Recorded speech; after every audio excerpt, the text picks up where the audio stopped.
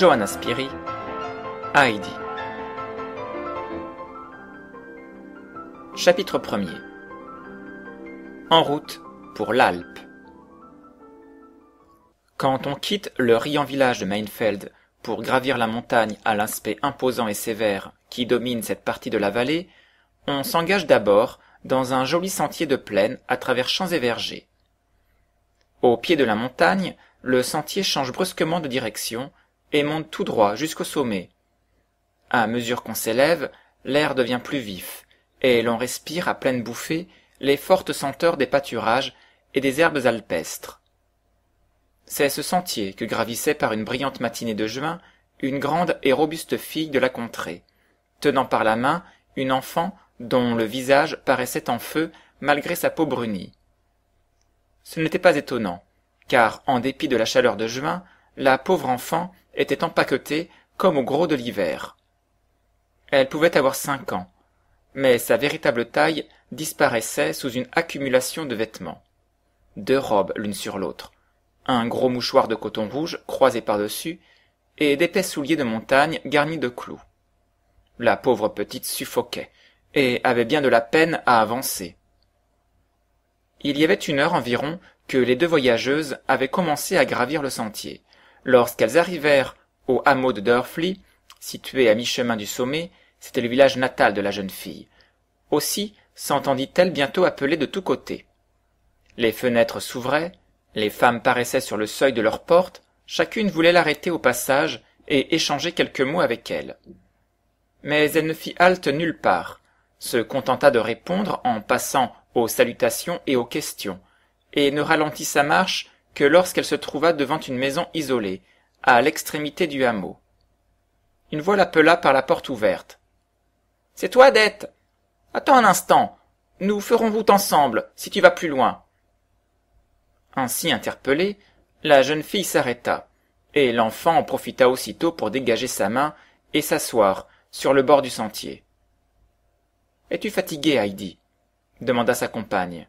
« Non, mais j'ai trop chaud, » répondit la fillette. « Nous serons tout de suite en haut. Il te faut prendre encore un peu de courage et faire de grands pas. Dans 1 heure, nous serons arrivés. » À ce moment, une grosse femme, à la figure jeune et bienveillante, sortit de la maison et les rejoignit. L'enfant se leva et se remit à marcher derrière les 2 amis qui entamèrent aussitôt une conversation animée sur tous les habitants de Dörfli et des localités voisines. « Mais où vas-tu donc avec cette petite Dete ?» demanda enfin la nouvelle venue. « C'est sans doute l'enfant que ta sœur vous a laissé. »« Oui, » répondit Dete. « Je l'amène chez le vieux de l'Alpe, où elle restera. »« Comment ? Tu veux que cet enfant reste chez le vieux de l'Alpe ? Je crois vraiment que tu as perdu la tête, Dete. Comment peux-tu faire une chose pareille ? Tu verras comme il va t'envoyer promener avec ta proposition. Par exemple, il est le grand-père de la petite, il faut qu'il fasse sa part. C'est moi qui l'ai eu sur les bras jusqu'à présent. Du reste, tu peux bien être sûr, Barbel, que ce n'est pas à cause d'elle que je vais laisser échapper une place comme celle qu'on m'offre. C'est le tour du grand-père à présent. »« Oui, s'il était comme les autres gens, je ne dis pas, » reprit vivement Barbel. « Mais tu le connais. Que veux-tu qu'il fasse d'une enfant? Et si petite encore. Elle ne pourra pas y tenir. Et toi, où veux-tu donc aller? »« À Francfort, » répondit Dete. « J'ai là une fameuse place, chez des gens qui sont déjà venus l'été dernier à Ragaz. C'est moi qui faisais leur chambre, et qui les servais. Et ils m'auraient déjà emmené, si j'avais pu quitter au milieu de la saison. Cette année ils sont revenus, et ils m'offrent de nouveau de partir avec eux. Pour cette fois j'irai, tu peux compter dessus. »« Ce qu'il y a de sûr, c'est que je ne voudrais pas être la petite, » reprit Barbel. « Personne ne sait au juste quelle sorte d'homme est le vieux de l'Alpe. Il ne veut avoir affaire à personne. De toute l'année, il ne met pas les pieds à l'église. Et quand 1 fois par an, il descend avec son gros bâton, tout le monde a peur de lui, et l'évite. Il a tout à fait l'air d'un païen, ou d'un Indien avec ses épais sourcils gris et sa terrible barbe. Et je t'assure que j'aime autant ne pas le rencontrer seul. »« Eh bien quoi ? » répliqua Dete piquée. « Il n'en est pas moins le grand-père, et il faut qu'il prenne soin de l'enfant. Que veux-tu qu'il lui fasse, après tout ? Du reste, quoi qu'il arrive, c'est lui qui en sera responsable, et pas moi. »« Je voudrais seulement savoir, » continua Barbel, Ce que ce vieux peut bien avoir sur la conscience, pour faire des yeux si terribles, et pour vivre tout seul là-haut, sans jamais voir personne. On fait toutes sortes de récits sur son compte. Tu dois bien en savoir quelque chose par ta sœur. N'est-ce pas, Odette? C'est bien sûr que j'en sais quelque chose. Mais je me garderais bien d'en parler. S'il l'apprenait, cela me ferait une belle affaire. Cependant, la curiosité de Barbel n'était pas satisfaite. Il y avait longtemps déjà qu'elle désirait savoir ce qu'il en était de ce vieux de l'Alpe, à l'air si rébarbatif, à la vie si solitaire, et dont les gens ne parlaient qu'à demi-mot, comme s'ils craignaient d'être contre lui sans oser pourtant prendre son parti. Comme il n'y avait pas longtemps que Barbel était venue de Pretigo pour s'établir à Drfli, elle n'était pas très au courant des circonstances passées et des personnalités du pays. Dete, au contraire, une de ses vieilles connaissances, était née à Drfli, et y avait vécu avec sa mère jusqu'à la mort de cette dernière une année auparavant. Elle était alors descendue à Ragaz pour prendre du service à l'hôtel comme femme de chambre. Elle en venait précisément ce jour-là. C'était une excellente occasion de la questionner, et cette fois-ci Barbel était bien décidée à ne pas la laisser échapper sans en profiter.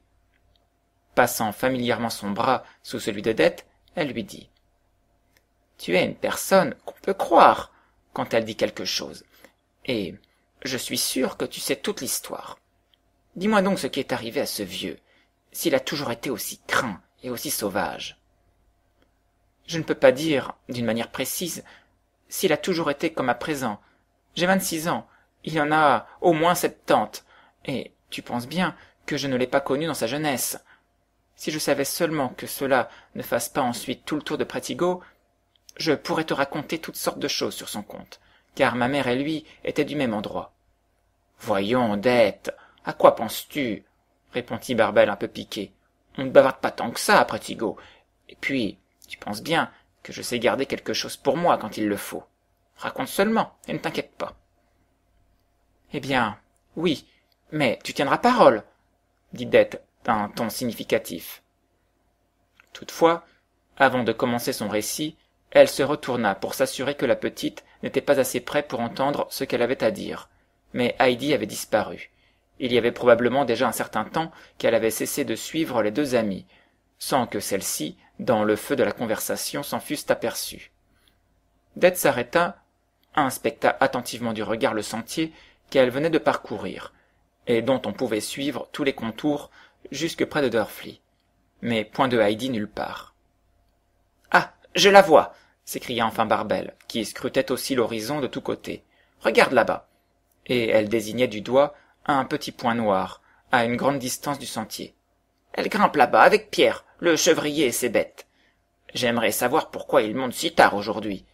Mais au fond, tant mieux, il s'occupera de la petite, et nous serons plus libres pour causer. » « Ce n'est pas nécessaire de tant s'occuper d'elle, elle n'est pas bête pour ses 5 ans. Elle sait ouvrir les yeux et faire son profit de ce qu'elle voit, je t'en réponds. Et c'est tant mieux pour elle, car elle en aura besoin plus tard. Le vieux n'a plus rien que ses 2 chèvres et son chalet. »« A-t-il possédé davantage autrefois ?» demanda Barbel. « Lui ? Je pense bien, » répliqua vivement Dete. « Il avait une des plus belles fermes de Domlech. Il n'était que 2 enfants. Son frère cadet avait un caractère tranquille et rangé. Mais lui n'aimait pas travailler. Il voulait faire le monsieur, et passait son temps à courir le pays dans la société de gens suspects que personne ne connaissait. Il finit par perdre au jeu tout son avoir. Son père et sa mère en moururent de chagrin, et son frère, qu'il avait réduit à la mendicité, quitta le pays pour aller on ne sait où. Le vieux lui-même, qui ne possédait plus rien que sa mauvaise réputation, disparut aussi. D'abord, personne ne sut ce qu'il était devenu. Puis, on apprit qu'il était entré au service du roi de Naples, et après cela, on resta de nouveau 12 ou 15 ans sans avoir de ses nouvelles. Puis tout à coup, il reparut à Domlech avec un garçon, déjà grand, qu'il chercha à introduire dans sa famille. Mais toutes les portes lui restèrent fermées. Personne ne se souciait d'avoir affaire à lui. Naturellement, il en fut aigri. Il déclara qu'il ne remettrait plus les pieds à Domlech, et c'est alors qu'il vint s'établir à Drfli avec son garçon. Il paraît que sa femme était suisse, qu'il l'avait rencontrée à Naples, et qu'il l'avait perdue peu de temps après leur mariage. Il devait avoir quelques économies, car il fit apprendre un métier à son fils, Toby, qui devint charpentier. C'était un homme rangé, qu'on aimait dans tout Drfli. Mais quant au vieux, on s'en méfiait. On prétendait qu'il avait déserté l'armée, et qu'il avait eu de bonnes raisons pour cela. Le bruit courait qu'il avait tué un homme, non pas à la guerre, tu comprends, mais dans un accès de violence. Pourtant, nous l'avions reçu chez nous comme parent, puisque la grand-mère de ma mère et la sienne étaient sœurs. Et nous l'avons toujours appelé l'oncle. C'est depuis qu'il est allé s'établir sur la montagne que les gens d'ici l'appellent le vieux de l'Alpe. Mais ce Toby, qu'est-il donc devenu? Demanda Barbel, qui paraissait vivement intéressé. Attends un moment, nous y arrivons. Je ne peux pas tout te dire à la fois, répliqua Dete. Donc, Toby était allé à Mels, en apprentissage, et quand il revint à Drfli, il prit pour femme ma sœur Adélaïde. Ils s'étaient toujours plu. Et après leur mariage, ils vécurent très heureux ensemble. Mais cela ne dura pas longtemps. 2 ans après, comme Toby travaillait à une construction, une poutre lui tomba sur la tête et le tua du cou. Quand on le rapporta à la maison dans cet état, Adélaïde en reçut un tel choc qu'elle prit une fièvre violente, dont elle ne se remit pas. Elle avait toujours été d'une santé délicate, et quelquefois elle prenait des crises d'une maladie étrange, dans lesquelles on ne savait pas si elle dormait ou si elle veillait. 2 semaines seulement après la mort de Toby, on enterra Adélaïde. Tout le monde se mit alors à parler du triste sort de ces 2 malheureux, et bientôt on commença à dire, tout haut, que c'était la punition que l'oncle s'était attirée par sa vie impie. On ne se gêna pas pour le lui dire en face, et même le pasteur le lui mit sur la conscience, en l'engageant à se repentir. Mais, au lieu de s'adoucir, il n'en devint que plus terrible et plus renfermé, et il ne parla plus à personne. Du reste, on l'évitait autant que possible. Tout à coup, on apprit qu'il était allé s'établir sur l'Alpe, et qu'il ne redescendrait plus au village. C'est là qu'il demeure depuis lors, en inimitié avec Dieu et avec les hommes. Ma mère et moi, nous avons recueilli l'enfant d'Adélaïde, qui n'avait qu'1 an. L'année dernière, quand ma mère est morte, et que je suis descendu au bain pour gagner quelque chose, j'ai emmené la petite avec moi, et je l'ai mise en pension, chez la vieille Ursule, à Pfeffers, pendant que je passais l'hiver au bain, où il y avait assez à faire, à coudre et à raccommoder. Ce printemps, la famille de Francfort, que j'avais servie l'année dernière, est revenue à Ragaz, et veut absolument m'emmener. Nous partons après-demain, c'est une bonne place, je t'en réponds. Et tu comptes laisser cette petite chez le vieux, après ce que tu m'as raconté. Cela m'étonne que tu puisses seulement y penser, Dete, dit Barbel d'un ton de reproche. Que veux-tu? Répliqua Dete. J'ai fait ma part, que faut-il que j'en fasse à présent? Je ne peux pourtant pas emmener à Francfort une enfant de 5 ans. Mais à propos, Barbel, jusqu'où voulais-tu aller? Nous voici déjà à moitié chemin du pâturage. Nous sommes justement arrivés à ma destination, répondit Barbel. Je suis venu pour parler à la grand-mère du chevrier. Elle file pour moi pendant l'hiver. Adieu donc, Dete, et bon succès. Dete tendit la main à sa compagne et s'arrêta un moment pour la voir entrer dans la maison du chevrier. C'était un petit chalet bruni, situé un peu à l'écart du sentier, dans une combe, qui le protégeait du vent presque à mi-chemin entre Drfli et l'alpage. Heureusement que le chalet était un peu protégé par la montagne, car il était si branlant, si dégradé, qu'il ne devait pas faire beau y demeurer quand le faune soufflait avec violence, ébranlant portes et fenêtres, et faisant craquer les poutres vermoulues. Ces jours-là, si le chalet avait été construit sur le pâturage, il aurait sûrement été balayé par le vent et précipité au fond de la vallée. C'est là qu'habitait Pierre le chevrier, garçon de 11 ans, qui descendait chaque matin à Drfli chercher les chèvres pour les emmener à l'alpage, où elles se régalaient tout du jour d'un gazon court et parfumé. Le soir venu, Pierre redescendait en gambadant avec ses bêtes aux pieds légers, et arrivé à Drfli, il faisait entendre, entre ses doigts, un sifflet aigu, qui rassemblait aussitôt sur la place les différents propriétaires des chèvres.